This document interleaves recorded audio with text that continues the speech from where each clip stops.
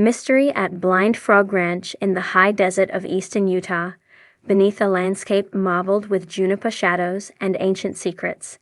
There was a place so stubbornly resistant to being understood that even the dirt seemed to withhold its history. Blind Frog Ranch, a 160-acre anomaly nestled in the Uinta Basin, had long whispered its mysteries through old legends, strange electromagnetic readings, and the occasional untraceable tremor that left no seismic explanation. The land was strange in ways that went beyond folklore. Compasses spun erratically. Cattle disappeared. Electronic devices fried without cause. Even the locals, those who didn't outright avoid the place, only spoke of it in hushed tones, as though the canyon walls might overhear them and retaliate. At the center of this unnerving backdrop stood a towering hydraulic rotary drill, its mechanical arm boring into the earth like a surgeon attempting to remove a buried truth. Costing nearly $20,000 per day to operate, it was an expensive wager against the unknown. And every dollar spent felt like a challenge hurled into the darkness, daring the land to reveal what it had buried beneath sediment and suspicion. For 3 weeks, the drilling team had pushed past dense layers of shale and limestone, the machine's massive auger groaning against geologic resistance. The goal wasn't oil or gas. It was something far more obscure. The family who owned the ranch believed something ancient and possibly extraterrestrial might be buried deep in the cavern system, rumored to run beneath the surface. More than one ground-penetrating radar scan had returned with confounding patterns, shapes too symmetrical to be natural, too buried to be modern. By the 3rd week of drilling, anomalies multiplied. The team's sensors recorded magnetic fluctuations that pulsed in a near-rhythmic pattern, resembling Morse code. Groundwater samples revealed odd isotopic signatures, traces of rare earth elements normally only found in meteorites or deep-sea hydrothermal vents. Even the drill itself began to act strangely, slowing down inexplicably before surging with violent force. Then came the storm. The sky darkened with unnatural speed, as if the clouds had been summoned rather than drifting in on their own volition. Lightning danced in unnatural spirals, coiling in the air longer than physics allowed before striking rock formations far too grounded to attract them. The crew scrambled to shut down operations, wary of the metal tower that now stood as the tallest object for miles, a lightning rod with $1 million price tag. One bolt arced too close for comfort, grazing the upper scaffolding with a shockwave that knocked 2 men off their feet. The drill, despite being powered down, shuddered violently. Not from the impact, but from something internal.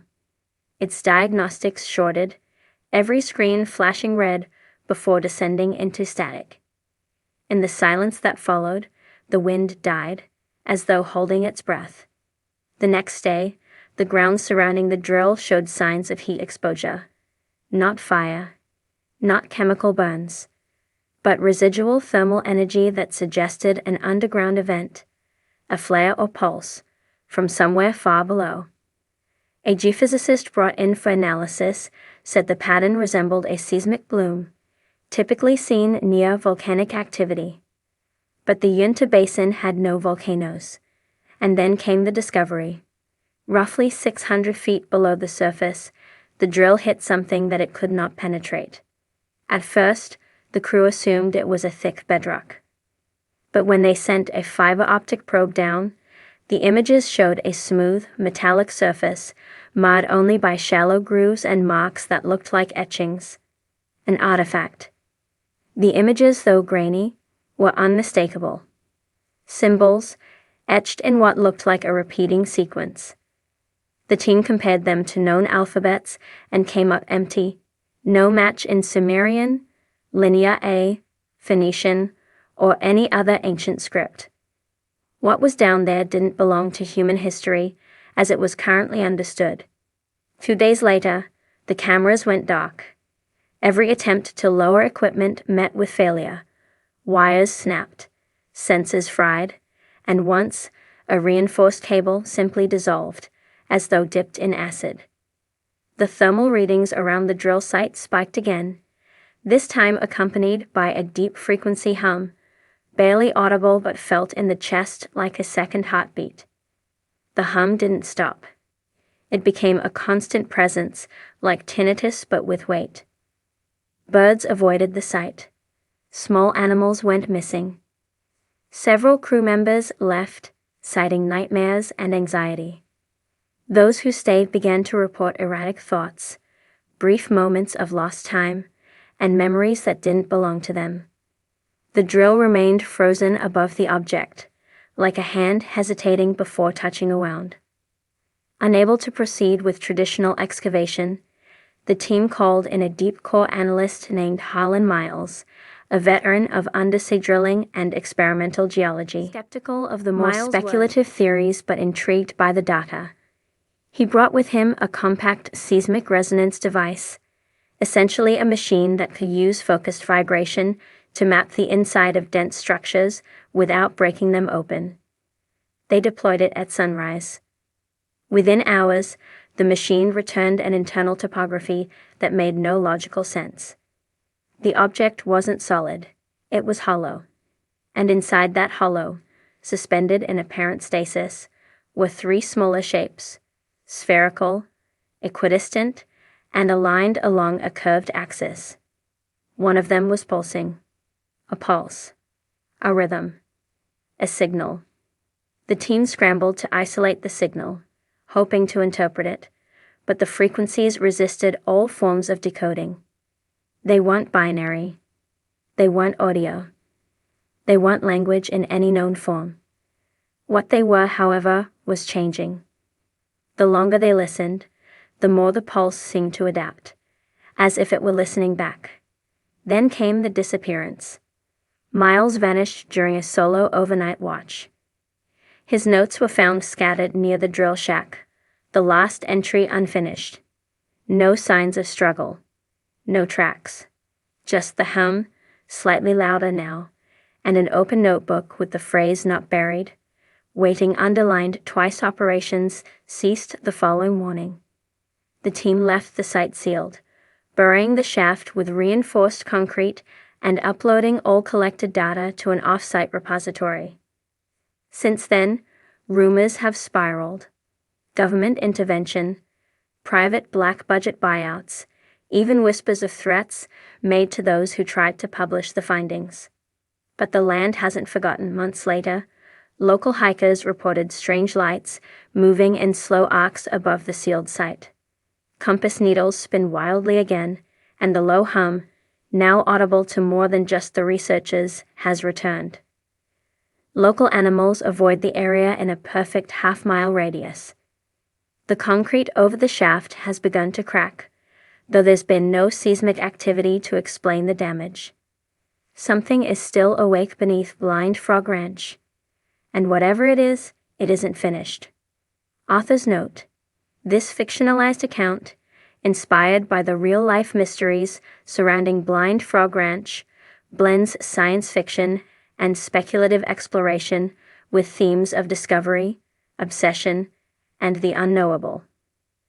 While no confirmed $20,000 a day drill has yet unearthed alien artifacts, the true value of such expeditions may lie not in what is found, but in how deeply humanity dares to question what lies beneath our feet. Utah's Uinta Basin is a place suspended between epochs, a stretch of desert and scrubland whose silence feels earned. The terrain rolls out like an ancient skin, cracked, sun-bleached, hardened by time, and yet it pulses with rumors. Hidden among its ridges and ravines lies a 160-acre property that refuses to conform to the laws of the land. Blind Frog Ranch. To some, it's just a ranch with a strange name and a few eccentric legends. To others, it's a focal point of unexplained phenomena, a place where metal corrodes faster than nature should allow, electromagnetic instruments fail without cause, and underground caverns hint at secrets too vast to classify. No one could agree on what lay beneath it. Some said treasure, sealed away during the Spanish expeditions centuries ago. Others swore by older tales, lost native artifacts, ancient structures, perhaps even remnants of a civilization forgotten by time. A few, more quietly, speculated that the truth was not human at all.